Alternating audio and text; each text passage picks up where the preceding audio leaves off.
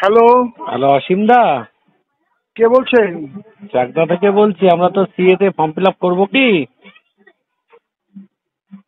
আপনাকে কি এখন বলেছে ফর্ম ফিল আপ করতে? বাংলাদেশের কোনো প্রমাণ আছে কি? বাংলাদেশের প্রমাণ নেই তো, এই যে বলছে তো যে কেন্দ্রীয় সরকার বলছে না ফর্ম ফিল আপ করতে হবে সিএ তে। কবে বললো? ঘোষণা করলো না সিএ। আরে বাবা, করেছে কি বলেছে নাকি আজকেই করতে হবে? তো কবে করবো? সে আপনার ইচ্ছা মতো করবেন। না না, আপনাকে 5 তো না বছর জিজ্ঞেস পরেও করলাম। করতে পারেন, 1 বছর পরেও করতে পারেন, আপনার ইচ্ছা।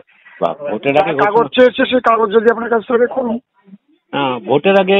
আমরা চাচ্ছি সরল করে আনার জন্য, কথাবার্তা হয়েছে, সে সরল করে দিচ্ছে। আপনার যদি তার আগে কাগজ থাকে। ভোটের আগে কি সরল করবে না ভোটের পরে সরল করবে? ভোটের আগে হয়নি এখন। তো ভোটের আগে ঘোষণা করলো তো।